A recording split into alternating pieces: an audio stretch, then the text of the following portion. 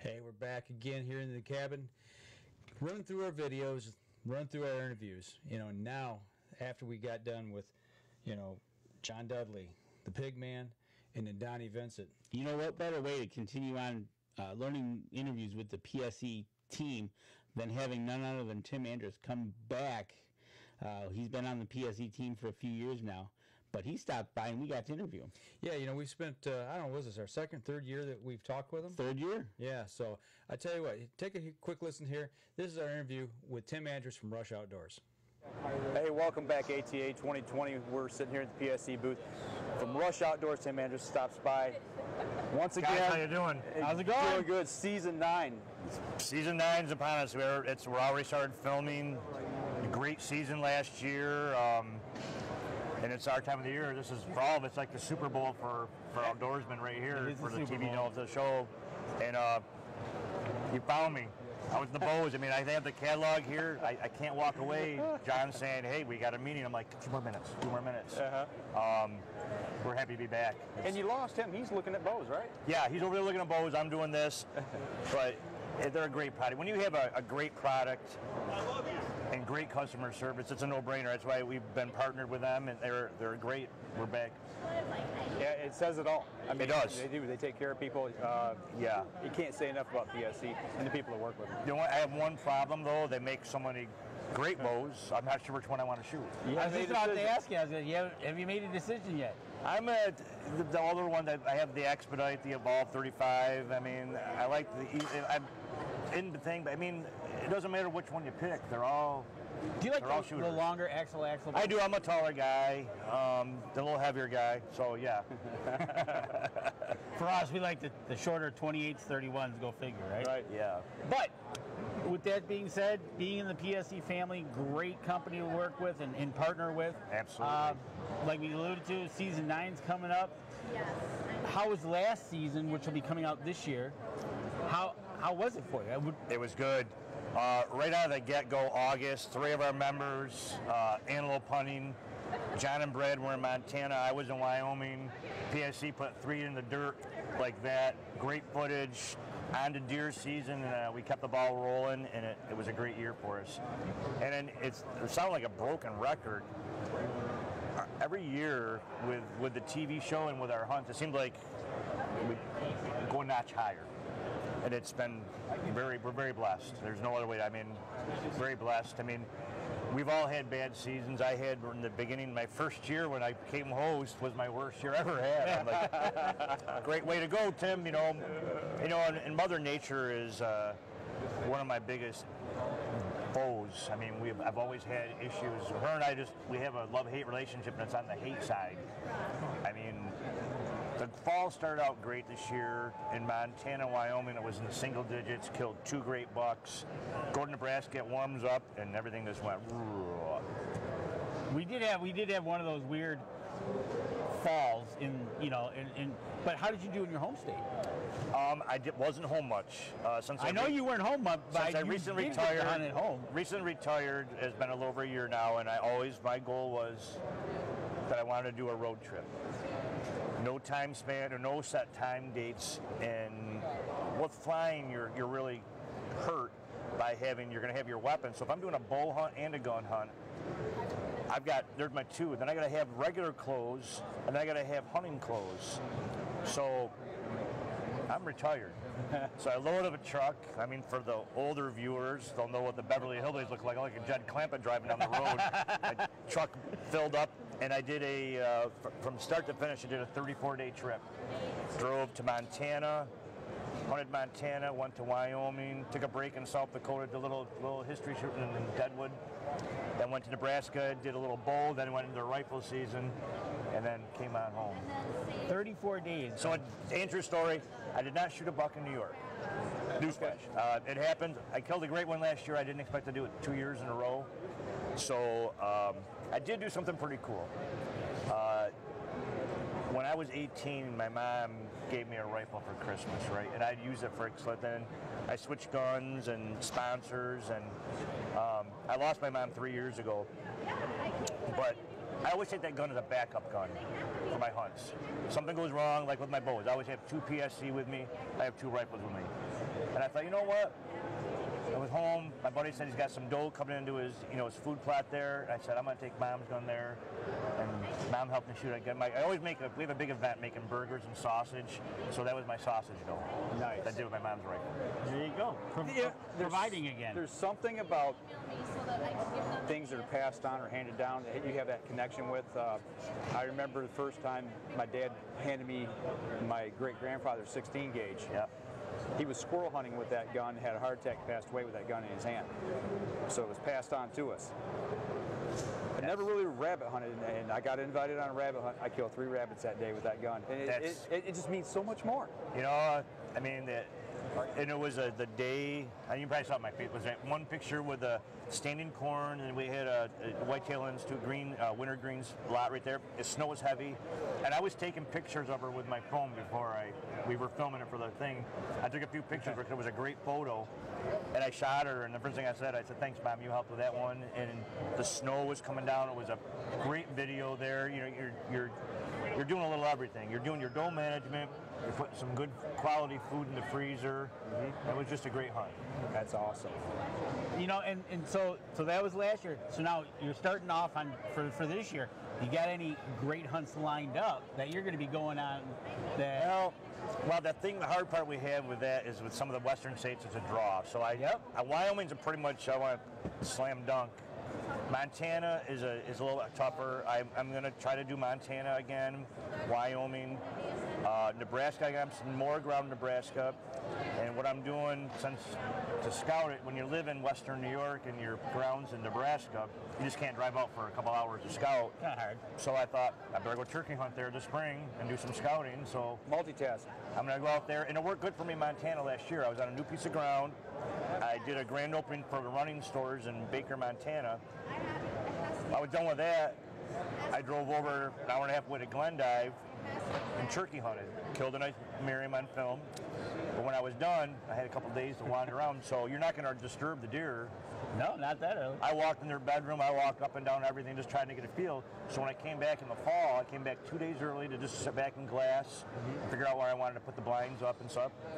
And third night, close the deal, and it worked. So I think that helps a lot. I mean, you can use Google Map, or you can use your Hunting Buddy app, whatever you're using. But it comes down to, you have that, kind of gives you where you think. And believe it or not, when you look at something on a map, say this is your map, and you see a bottleneck or this, that, it looks really good on there. And then you get there and you see some stuff, there's some, I don't know, I'm sure about this. Something you can't see from above on Google. It definitely makes it's a great tool. Don't get me wrong, it's a great tool to get you started. So you know where you want to zoom in on. You're not walking all around, 3,000 acres or 5,000 acres. You know, I'm going to key in on these spots, then you do, and you figure out which one's the best. Boots on the ground, right? You can look at it. You can have all the maps in the world, the maps, but until you're physically there, walking it, because you don't know how old those tops are. And then so you're in spring, so actually you're coming out of the wintering. Their rubs are still there. Their trails they were using are still mudded up there. Are they the same trails they're using in the fall? No, but it's a good starting point. And if you can, like in some spots, it's not where I hunt in Montana, Wyoming. The cell service is really limited. But one of our pro staffers, Keith, has a lease in Kentucky. He's got a wireless covert there. He does a lot of his scouting right there and come right to home. So he knows if that trail that he moved on to is the one he wants. Nice. And I think that's the big thing now. People are going with these systems. I mean, technology is great. To be able to look on your phone, hey, you got a buck here, or if you're not getting something, then you know that you need to look at a different spot. And then another thing, and getting off the subject of bows or anything, trail cameras, I really sometimes take it to heart. I'm only getting so many pictures. Well, your camera's facing this way. I tell everybody, every once in a while, give it a 180-degree turn and do it their way. Something might be walking by you don't know about. Okay, exactly what happened to me. I had a camera facing one of my salt licks up in the UP, and a bear got mad at it and ended up swiping it 90 degrees, and I caught a couple bucks that were... You'd never known they were there. I would have probably never known that they would have came in or not. But exactly what you said, change it up a little bit. Yeah. And then like you said, out west with all these new cellular plan phones and everything, these cameras, and technology is becoming amazing. But like you said, boots on the ground, you can do all that, but it's still, I like myself to go, the matter of fact, when I was doing the turkey hunt in Montana, I wasn't sure I wanted to put my blind up. So I got the camera and my tripod, my shotgun. I'm gonna go walk, I'm gonna do a little scout, I'm gonna have my gun. So I'm sitting there looking around, I'm, on the map, going, okay, yep. In the background, I hear a bird hammer off. I'm like, not that far away. So no blind, just me and the camera and things like that. So I just kind of reach pocket, put it down there, yelp, and hammered right back. I'm like, I might want to sit down. So I picked a tree, put the tripod between my legs. Didn't think I had a face mask. I did. I didn't have a full one, so I had a part like that. Put the hat down there, and he hammered again. He's coming in. I'm like, holy cow. So I'm like, not a whole lot, so I got to pull back so I don't want to be, there's going to be no moving around here. Right. So I'm getting set up and I caught movement out of my side, corner of my eye, and I turn around and look. There's a longbeard coming in silent off to my side. Oh, geez. So I just sat there and he came in and he did not like my decoy. There was something about it, and that happens. So he came in, went distraught, and I want to move my camera, but I can't because he's right there. So I'm waiting and waiting. He turns, doesn't like it, he starts walking away. So I move my camera, get him back on him. Yelp. He stops and looks back. Seal the deal. Good night. Oh, that is And then awesome. it was turkey breast on the grill with peppers and onions. You can't beat that.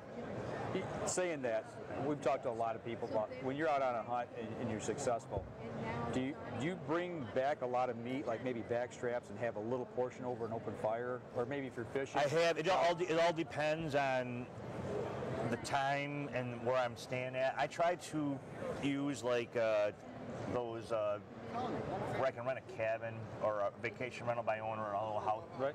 Because then you're on your own, you have your little living room, you have a little bedroom, you have a kitchen. You can eat as you go there. And that's what I had. I had a little cabin in Montana.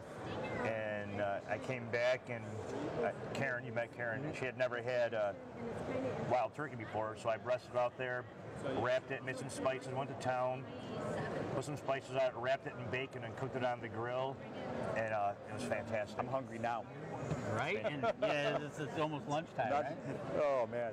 One thing we left out here, you tell me how you guys are. How was your season? It's all about me. This guy actually kind of hit the lotto in Michigan. He pulled an elk tag in saw Michigan, and it was a cow tag, and A lot of miles spent walking. Probably saw a lot of bulls. Saw a lot of bulls. I watched two bulls fight one morning, which was, at that time of year, I've never seen it before. It was incredible. I've never watched two elk hammer and go at it like that. Blew my mind. That made my trip. We were supposed to be set up in a spot the very last day. We kind of figured things out. I missed my mark by about 200 yards hunting a ditch line where they were going to cross. I picked the wrong rock pile. I thought the rock pile I hit was, It happens. in the contour of the land, it was snow on the ground, and it dropped, and you couldn't see the drop. It looked flat, and they came through that draw. And we didn't realize it until they got past us. But that's hunting, It is. It's hunting, and you said it perfectly. That experiencing the two bulls fight, not every guy gets to see that, especially in your state of Michigan. Yeah, exactly. oh yeah, It was a trip of a lifetime, and everybody says, well, you didn't get one. I said, that's the icing on the cake. I said, I bought my tag, I had my opportunity, and I had a great experience. And I said, and that's all you can ask for when you go in the outdoors. We said, it's not about taking them. We've all eaten tags. Anybody that says they haven't is telling a little fib, because I, for a while, thought it was part of the menu. Right, it was right. A tag, and How many ways can I prepare one? yeah. I ate my tag in Nebraska this year. Like I said, I was on fire in Montana and Wyoming, and they had that big flood in the northern part of Niobrara, Nebraska, and they got their crop in late. The corn was still standing. I was on a great finger of woods with a creek, so they were forced to walk that, or walk in the standing corn that was like 400 acres, and they took the corn. yeah. Well, yeah. Given that, they'll take the food source, right? But I'm going back with vengeance. I'm going to do a little more scouting this April. And I'm going to, try to shoot in there and to do my scouting for the fall and make it happen. I hope. That's awesome. Well, before we let you go, there's one question I got to ask you. We talked a little bit about something. I want to know what vitamins that you're eating and using, because to be able to lift a big buck by yourself into your truck, Yeah, that was as I was telling, we talked earlier, that as I'm sitting here right now, my back is feeling it. I'll give the tip to all the viewers. When you're a little over 50 years old and you think you're a tough guy or a strong guy, we're in good shape. Think again. I, in Montana, loaded a buck by myself that was probably well over 200 pounds and did the old drag him to the truck, laid on the tailgate, grabbed his horns, pulled it up and put his chin on the tailgate, got on my knees and squatted, stood up, pulling him in there, his hind legs hung up, got a little frustrated, got mad, turned and did a pull like that, fell down with a deer, and since November 4th, I've been to the chiropractor 8 times. Dancing with the deer, that's the wrong way to do it. And I could have got help. I was 5 minutes away. But it was 5 degrees out, and It's a bit chilly. As we get older, we just get more stubborn. And I know you've met Karen before. I mean, she was right there. I mean, she helped me after that. She goes, "Why didn't you come get me?" I'm like, it was cold and snowy. Yeah. Great pictures. She's a great photographer. So, with that being said, where can we find Rush Outdoors in the TV? You can follow us on Rush Outdoors on our Facebook page. Our website is rushoutdoors.com. And when you go to rushoutdoors.com, we have season 8. Probably most of the episodes are on there. You can watch it right on there. It's on through YouTube. And we're also airing on the Pursuit Channel second quarter, which is April, May, June. And if you're in the New York, Northern PA, Southern Canada, we are year-round on the local Fox affiliates and the CBS and all that back home. My TVs. Great. Nice. And you can follow Tim Andrus on Tim Andrus. Absolutely. There you go. Well, we're going to see you in Novi. Yes, sir. I'll be speaking in Novi. We had a pretty full schedule this year doing speaking engagements. Is this weekend here. Next week I'm in Vermont. Next week I'm at the New York Sportsman's Expo in Syracuse, New York. Take a little break, go to Florida. Come back. I'm doing some Whitetails limited dinners. I'm speaking at a couple in Pennsylvania. Okay. We have a Pennsylvania show. We have Michigan, Novi. We have a new one in Maryland I'm doing. Nice. Nice. So- It's good to be retired. I don't think I am. But you know what? Well, you retired from one You thing. never work a day of your life if you enjoy doing what you're doing. Exactly. There you go. Exactly. Absolutely. You know. All right, I think we've covered it. Yeah, we'll let you go because I know you got You're bows to busy. shoot. You got to pick a bow up. You got to go pick a bow. I really, honestly, I put you in my phone so I wouldn't forget with the meetings, and I have another one in about 20 minutes probably from now. So I've already talked to Jim there. We looked a little bit there. I've got a catalog, but it's hands-on. You know, Absolutely. I tell everybody this. You know, you can look at a catalog for no matter what it is, but with a bow, go to your local bow shop, pick up your PSC, play with it. I mean, catalogs are great, but do it in person. I think is the proper. Absolutely, like buying a car. And have the bow shop guy fit it to you. Don't try to squeak corners out. Do it the right way, and when you're shooting a PSC, you're going to get it done. Sounds There you good to go. me. Pretty much. All right. Thanks again, Tim. All right. Appreciate it. Thanks, sir. Everybody. All right, that'll do it for us here. Sitting here with Tim. We'll bring you more here from the ATA 2020. Stay tuned.